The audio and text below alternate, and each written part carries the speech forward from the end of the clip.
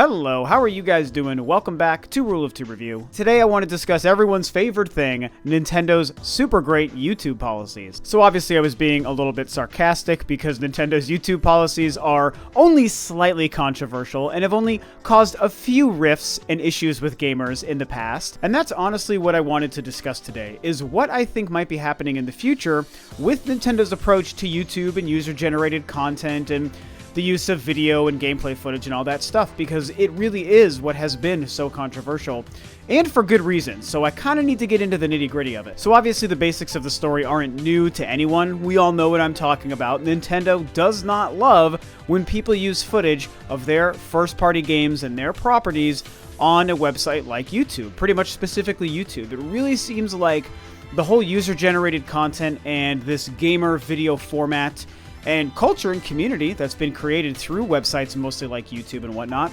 Nintendo kind of doesn't really seem to understand that very much. At least Nintendo of Japan, which as we know is basically the home base, the headquarters, the head honcho of all of Nintendo. It really is that entity, which is, you know, the number one entity within the company, that really doesn't seem to understand or get what's going on, and so they don't really appreciate it, or at least in the past haven't really shown us that they're willing to work with us, with the content creator and the gamer that really just loves their stuff and wants to talk about it and show it off. We've all heard the stories, and many of us who make YouTube videos have certainly run into this in the past, especially if you're a gaming YouTuber, and beyond that, somebody who loves Nintendo or spends their time talking about it. I have certainly run into it back in my earlier days of running and starting Rule of Two Review. We know that people will run into issues, and sometimes very publicly, with Nintendo and the fact that they will copyright claim and flag and take the revenue from things. Angry Joe has talked about it and dealt with it. PewDiePie has dealt with it. Boogie has dealt with it and discussed it. You know, and some people have been more angry and vocal towards Nintendo. Other people have just brought it up as sort of a matter-of-fact thing, and they've worked around it.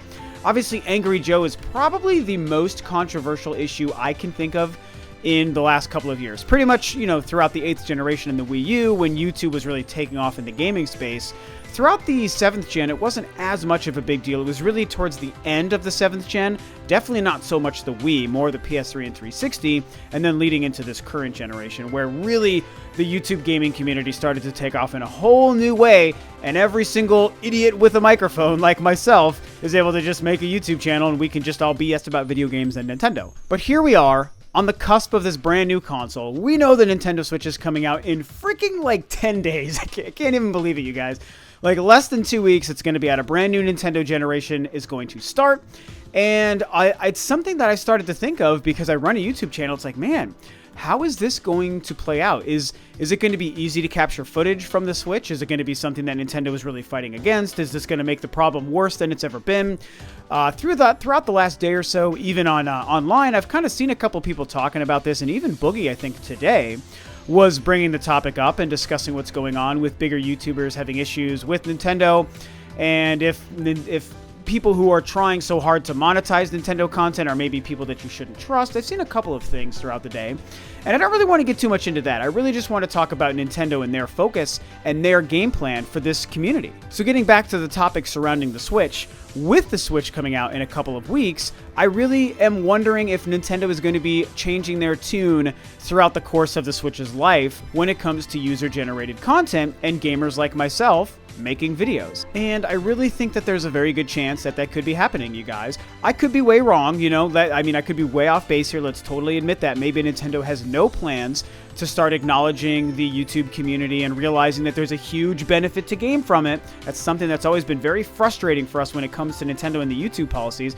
is they're just so boneheaded and they don't understand that there's a benefit not only to us, myself, or anyone else out there who has a Nintendo channel that wants to just sort of grow their channel and be known for someone with Nintendo content, but also Nintendo, you freaking idiots, you guys also get the benefit of people discussing who you are, your company, your decisions, your games, your products, your consoles, your hardware, you know, in good and bad ways, but with any luck, mostly good ways, and it can only be great marketing and press for you. And we've kind of seen the YouTube sort of scene start to really get that, because there's very little other companies that seem to have a problem doing that, but Nintendo is one of the few that's standing by their issues with this whole idea. But I'm telling you guys, with the Nintendo Switch, I see this changing face of Nintendo. I have brought it up a few times over the past couple of weeks, the changing tides that feel like is happening with Nintendo. And through that, I really think that they're going to start to understand and acknowledge and respect the YouTube community and understand exactly what I was just talking about, that there is a benefit for them to get. And I think that what's even happening is Nintendo, I can even tell you guys this as a matter of fact from firsthand experience, the few contacts that I dealt with throughout the last few months that actually got me invited to New York to do the Nintendo Switch event in January, that basically, as far as I can tell, is a division or someone that works with and or for Nintendo that is in charge of dealing with this kind of side of the gaming community. People who are kind of out there as sort of influencers, so to speak, ambassadors for Nintendo or any other company. And to me, just the mere existence of an entity like that works for Nintendo or is a part of Nintendo or what have you, that to me shows that they understand, okay, there's a benefit here, there's a community and a culture here, and we haven't been taking advantage of it, we haven't been acknowledging that there is some good from it. Maybe we need to look at this from a different viewpoint. Maybe we need to take a step back, put a little bit more of a hands-off approach, and sort of adjust some of our policies and perspectives. And I think that could only be a really good thing. Now, through this, I do have to remind you guys of two very important details. One, I do think that Nintendo has a problem with the YouTube thing, and I don't really support their super outdated and old school approach and their sort of stranglehold that they kind of have on this user-generated content culture. The argument, of course, exists that legally they have the right to do what they've been doing and treat it the way they've been treating it and saying it's ours. You can't do it this way. You can't show it this way. You have to go through our creators program. We're going to content claim you or we're going to take your revenue. Like, they have the right, you guys. You want to ask me, if it's an issue legally, I'm going to tell you, hey, sadly, on paper, Nintendo has the right to do what they've been doing, and I'll never take that away from them as long as they decide to do it. But when you look at really what it is in terms of like the mind share or the goodwill towards gamers, I think that that's what's a problem, and I think it super hurts the goodwill of the gamer and the Nintendo fan, especially compared to 100% of the rest of the industry that really doesn't seem to give a crap anymore. So I have to say, and I have to call Nintendo out on this, I absolutely think it's a problem.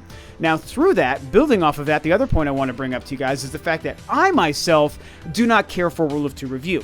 Because if you've watched or followed Rule of 2 review for any length of time, you've seen, I think the channel does okay. I'm always growing. I have great views and great subs, and I'm really proud of where the channel's at and how it's always moving forward and what the momentum looks like. And I do that by talking about Nintendo, but never, almost never having to show Nintendo gameplay. It's usually my face, and when it's not, it's gameplay that isn't Nintendo gameplay, and it's not hurting my channel nor hurting its reputation as a Nintendo-focused channel. So I do believe, and I feel like I myself and Rule of 2 Review are a great example of how you can survive in this YouTube world and YouTube community as a Nintendo fan and a Nintendo conversationalist, like I really kind of, consider myself, and you don't even have to deal with Nintendo's content and worry about Nintendo's strikes or their claims. So it just should be noted that my issues with Nintendo's approach to YouTube really doesn't have anything to do with me. You can look at my content and see how much Nintendo footage is actually shown and how many times I probably would run into it, and it's basically never, and it's like, it doesn't even bother me. To me, it only bothers me because of, like, what I said before, how Nintendo's approach hurts the goodwill of gamers.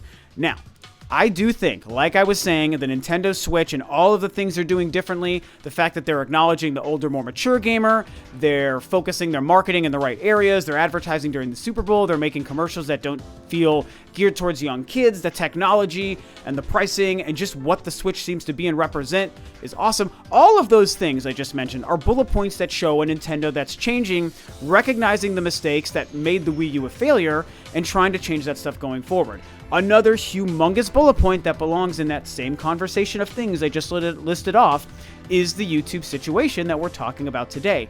And it's because of that.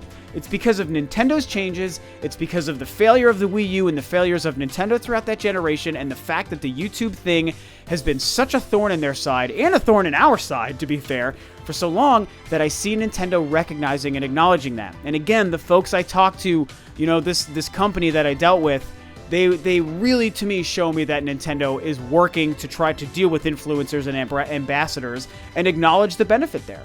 So my theory is that, yes, throughout the course of the next few years, I mean, this isn't going to be an overnight, switch.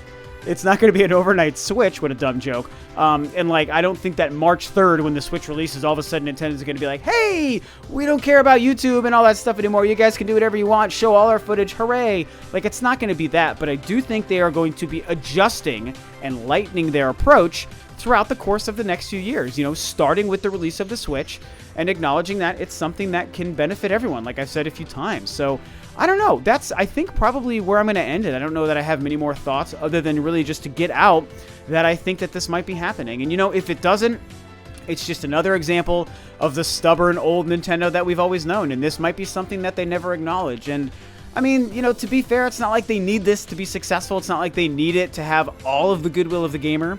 Obviously, their quality product and their quality games gets the job done for the most part. But we do live in an era, again, I'm not including myself in this conversation because I don't use Nintendo's content, so don't think I'm coming at it from that angle. But we live in an era where this culture and community does matter. We do have a voice. We do carry weight. We can influence and we can help sell or not sell certain products based on the conversations and the things that we're having and how people are listening to us. So I think that it would be very wise of Nintendo for them to do what I think they might be doing in adapting to the YouTube and the user-generated content culture. There's a huge benefit there. And you know what? I would love to be able to show Nintendo's content. I would love to be able to go crazy talking about Nintendo and showing off their footage and all this different stuff. And it's a way to help Nintendo that I would love to be able to do and put out there for you guys. But that's not the case so far. And if that changes, then hooray. Maybe I get to start doing that stuff in the future. But I mean, honestly, again, most of my videos, or at least a lot of them, are just my face. You know, you guys are pretty much used to seeing my bearded face. And so I really don't even use that much gameplay footage. Although, ironically, that's what's happening in this video today. You're watching gameplay footage. So who even knows, man? Anyway, I will wrap this up. What do you guys think about Nintendo and the YouTube thing? Do you think currently their approach is really outdated and antiquated and isn't beneficial to anyone? Do you think that it's completely fine the way they're doing it? Do you see a change coming like I potentially do? It's a big maybe. I'm not trying to predict the future. I'm just guessing and theorizing here. Or do you think that, nope, they're never going to change and Nintendo gotta be Nintendo and it's always going to be this way? Definitely love to hear your thoughts as always, guys. So, of course, thanks for tuning in. This is Rob of Rule of Two Review, and I will catch you guys next time on another video.